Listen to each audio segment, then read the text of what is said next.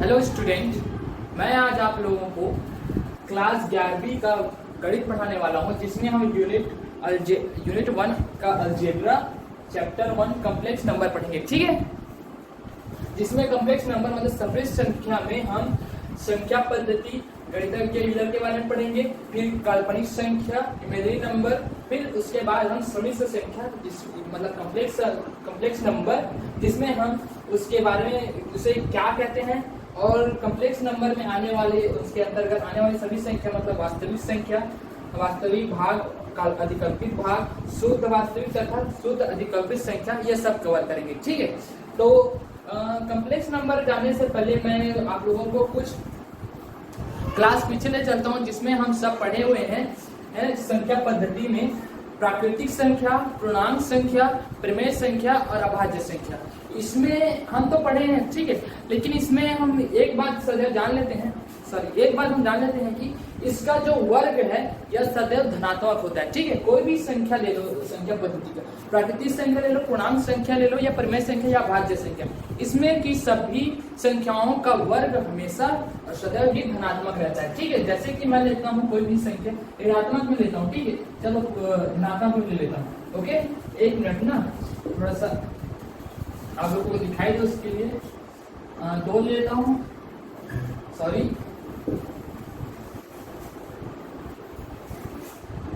2 square, इसका वर्ग क्या होगा 4। ठीक है, धनात्मक है लेकिन धनात्मक ही है तो धनात्मक ही आएगा। अब हम देखते हैं ऋणात्मक का। ठीक है, तो -4 ले लेते हैं इसके लिए। ठीक है, -4 घात 2 इक्वल टू कितना आएगा 16।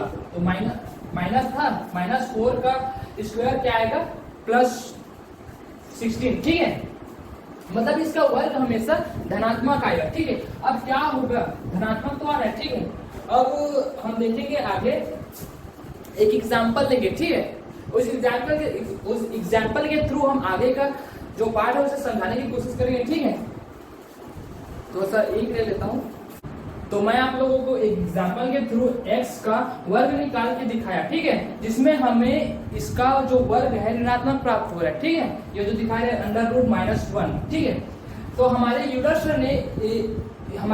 सर ने इसे और भी सरल करने के लिए एक शब्द दिया है जिसका नाम है आयोटा। ठीक है, ये ग्रीक वर्ड है जिसे हम आयोटा कहते हैं। ठीक है, इसे हम आई से डिनोटेट करते हैं, डिनोटेड बाय आई। ठीक है, इसका मान क्या होता है इक्वल टू √-1। ठीक है, ये एक यूलर के द्वारा दिया हुआ एक काल्पनिक संख्या है आयोटा आई, जिसे हम इस आई को इस इक्वेशन में √-1 की जगह रख देंगे। ठीक है, तो एक अलग ही नया इक्वेशन प्राप्त होगा। चलो देखते हैं, x equal to ± iota a। ठीक है, ये एक नया इक्वेशन मिल गया। ठीक है, जिसमें हमें एक यूलर सर के द्वारा दिया हुआ आई भी दिखाई दे रहा है। ठीक है, अब ये क्या हुआ, ये एक काल्पनिक संख्या है। ठीक है, आई एक काल्पनिक संख्या है जिसे हमारे यूलर सर ने कल्पना माध्यम से आई यहाँ नोटिस आई दिया है √-1 की जगह, जिसे और भी सरल करनी थी। ठीक है, आगे बताता हूँ कि अब लेते हैं हम थर्ड पॉइंट पे आते हैं, काल्पनिक संख्या इमेजिनरी नंबर।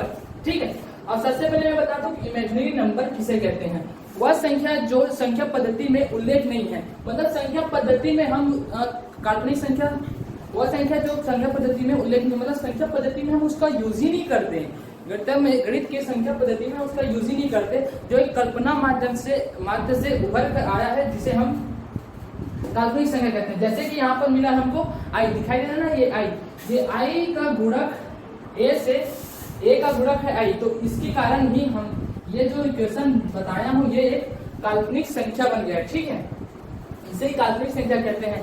सरल माध्यम से बताऊं कि कोई भी संख्या जिसका वर्ग ऋणात्मक हो, ध्यान दीजिएगा, कोई भी संख्या जिसका वर्ग ऋणात्मक हो अथवा या फिर उसका गुणांक कोई भी ऋणात्मक संख्या या फिर काल्पनिक संख्या से हो, वह काल्पनिक संख्या कहलाता है, वह पूरा का पूरा काल्पनिक संख्या हो जाता है। ठीक है, ठीक है, ये बात तो समझ गए ना काल्पनिक संख्या किसे कहते हैं। अब चलिए आगे मेन मुद्दे पे आते हैं जिसके लिए हम इतने सारे प्रिपरेशन किए, ठीक है। सबसे पहले देखिए सम्मिश्र संख्या कॉम्प्लेक्स नंबर, ठीक है।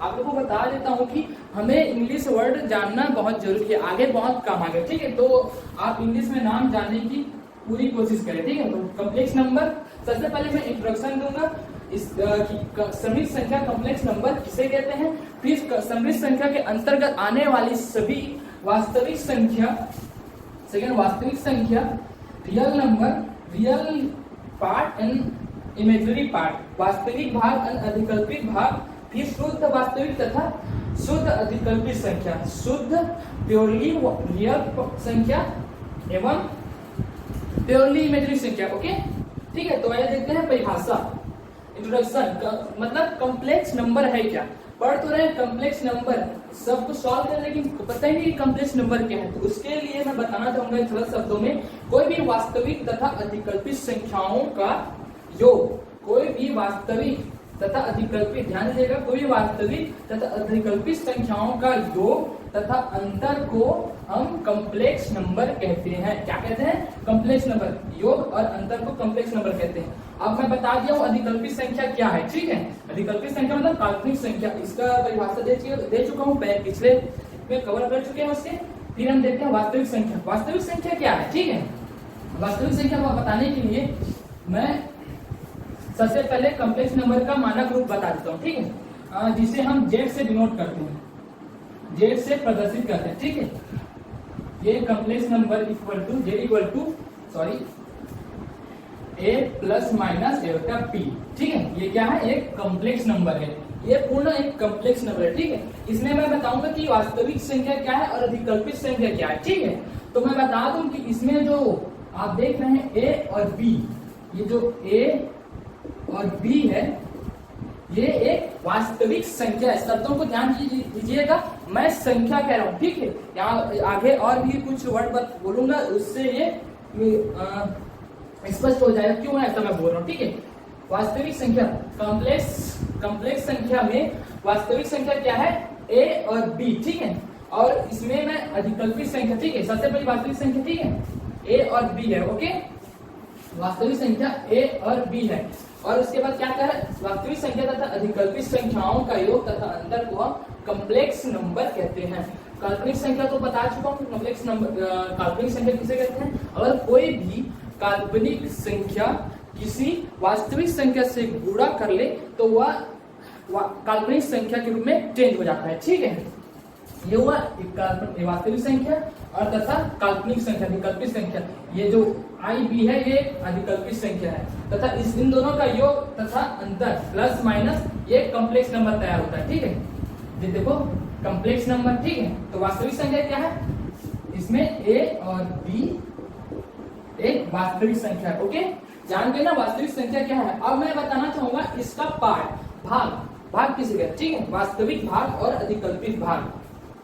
वास्तविक संख्या से होगा, ओके, हम थर्ड पार्ट में आते हैं, वास्तविक भाग और अधिकल्पित भाग, real part and imaginary part. तो वास्तविक भाग क्या है? जो ये जो कॉम्प्लेक्स नंबर है, कॉम्प्लेक्स नंबर का वह भाग, कॉम्प्लेक्स नंबर का वह भाग जिसमें कोई भी गुणक, मतलब काल्पनिक गुणक नहीं है, वो कहलाता है वास्तविक भाग। मतलब इसमें का ए एक रियल पार्ट है, ठीक है, और इसमें का जो बी है ये इमेजिनरी पार्ट है, ठीक है। हाँ, संख्या में क्या है? ए और बी है, लेकिन अगर कहे जाए कि कॉम्प्लेक्स नंबर का वास्तविक भाग क्या है और अधिकल्पित भाग, तो ए और बी है, ठीक है। ध्यान दीजिएगा संख्या और भाग में, ओके, ठीक है। इसके बाद हम आते हैं शुद्ध अधिकल्पित भाग, शुद्ध अधिकल्पित संख्या और शुद्ध वास्तविक संख्या, ठीक है। प्योरली रियल पार्ट, रियल संख्या, प्योरली रियल नंबर और प्योरली इमेजिनरी नंबर, ठीक है। तो मैं यदि पहले मैं इसका कॉम्प्लेक्स नंबर को लिख लेता हूँ, प्लस माइनस आई बी, ठीक है, ये हो गया। अब मैं कहूं यदि ए को हम a इक्वल टू 0 कर दे तो a इक्वल टू 0 कर दे तो क्या होगा, क्या होगा भाई, a इक्वल टू 0 कर दे तो क्या होगा, सॉल्व करके देखते हैं। z इक्वल टू a की जगह हम 0 रख दें प्लस माइनस a बटा b, सॉल्व करें तो z इक्वल टू क्या आएगा, a बटा b। तो ये जो हमें आंसर मिला है ये हमारा क्या है, यही हमारा शुद्ध इमेजिनरी शुद्ध अधिकल्पित संख्या है। ठीक है, ये क्या है हमारा शुद्ध अधिकल्पित संख्या, ध्यान दीजिएगा यही हमारा शुद्ध अधिकल्पित संख्या है। अगर यही हम इसके अपोजिट करें, मतलब b के जगह 0 रख दें, अगर b के जगह हम 0 रख दें, b इक्वल टू 0, तो ये हो जाएगा a और ये जो हुआ है i bracket open bracket close 0। ठीक है, तो इसका आंसर क्या आ जाएगा, हमें a मिलेगा। तो ये जो आंसर आया इससे ही हम इस क्या कहते हैं, प्योरली रियल नंबर, शुद्ध वास्तविक संख्या। ठीक है, समझ आ गया आपको। संख्या पद्धति किस लिए समझाया हूँ, वो पिछले कक्षा में आपकी याददाश्त को ताजा करने के लिए। ठीक है, जिसमें हम पूर्णांक प्राकृतिक संख्या पढ़े हैं, जिसमें एक हमें पता है कि उसका वर्ग हमेशा सदैव ही धनात्मक होता है। फिर हमें यूलर के बारे में पता चला, यूलर ने हमें एक सिंपल सा आयोटा दिया है जिसके माध्यम से हम कोई भी संख्या का वर्ग अगर ऋणात्मक है तो उसे हम प्रदर्शित कर सकते हैं आयोटा के द्वारा। उसके बाद हमें कॉम्प्लेक्स नंबर के बारे में जानने को मिला, जिसमें हमने जाना है कि कॉम्प्लेक्स नंबर क्या है, कॉम्प्लेक्स नंबर के अंतर्गत आने वाली सभी वास्तविक संख्या क्या है, और अधिकल्पित संख्या क्या है, वास्तविक भाग क्या है, अधिकल्पित भाग क्या है, और शुद्ध वास्तविक संख्या क्या है तथा शुद्ध अधिकल्पित संख्या क्या है। ठीक है, अब आगे एक और पाठ है जिसे हम कहते हैं क्रमिक युग। क्या कहते हैं, इसका पांचवा भाग है क्रमिक युग्म। क्रमिक युग्म मतलब ऑर्डर पेयर। ठीक है, क्रमिक युग एक सरल भाषा में बताऊं तो क्रमिक युग क्या है, वह संख्या कॉम्प्लेक्स का a plus minus i b plus complex number का वास्तविक संख्या ही क्रमिक युग्म कहलाता है। ठीक है, वास्तविक संख्या क्या है, मैं पहले ही बता चुका हूं कि वास्तविक संख्या क्या है। वास्तविक संख्या क्या है, a और b, ये क्या है, एक वास्तविक संख्या है। इसी को हम क्रमिक युग्म के रूप में हम परिभाषित कर सकते हैं। ठीक है, क्रमिक युग के रूप में हम परिभाषित कर सकते हैं a और b। वास्तविक संख्या को ध्यान दीजिएगा, वास्तविक संख्या को हम क्रमिक युग्म के रूप में परिभाषित कर सकते हैं। ठीक है, इसके अलग अलग प्रकार होते हैं। ठीक है, ये क्रमिक युग का प्रकार इस तरह से चेंज होगा, प्लस और माइनस पर डिपेंड करेगा। ठीक है, जहां जहां प्लस और माइनस का फेर बदल रहेगा वहां ये क्रमिक युग आएगा। ठीक है, जैसे कि मैं z equal to a plus बटा b, तो इसका क्रमिक युग क्या होगा, इसका क्रमिक युग हमें माइनस a b प्राप्त होगा। ये जो लिख रहा हूं ये है क्रमिक युग, ये कॉम्प्लेक्स नंबर का क्रमिक युग है। ठीक है, क्रमिक युग्म। ऐसे ही प्लस माइनस जहां जहां लेफ्ट या राइट में रहेगा वैसे ही ना इसका भी क्रमिक युग सेम का सेम रहेगा। ठीक है, वैसे। ठीक है, जैसे कि यहाँ पर अब ले लेता हूँ प्लस और ये माइनस हो जाएगा, तो ये हो जाएगा प्लस और ये माइनस हो जाएगा। ठीक है, और अगर मैं इसको पूरा माइनस ले लूँ तो ये भी माइनस a माइनस b हो जाएगा। ठीक है, इस तरह से क्रमिक युग्म के बारे में पता चलेगा। क्रमिक युग्म किसे कहते हैं, किसी भी संख्या का मतलब किसी भी कॉम्प्लेक्स नंबर का वास्तविक संख्या को ही हम क्रमिक युग्म कहते हैं। ओके, ठीक है, आगे हम ये आप लोगों को शायद इस बात समझ आ गया। अगर समझ ना आया हो तो आप कमेंट करके बता सकते हैं, एक बार फिर समझा देंगे। ठीक है, इसके बाद हम नेक्स्ट कवर करने वाले हैं इसके गुणधर्म को, प्रॉपर्टीज ऑफ कॉम्प्लेक्स नंबर। ठीक है, इसके बाद पूरा बेसिक खत्म हो जाने के बाद हम कुछ क्वेश्चन सॉल्व करेंगे। ठीक है, ओके, जय हिंद।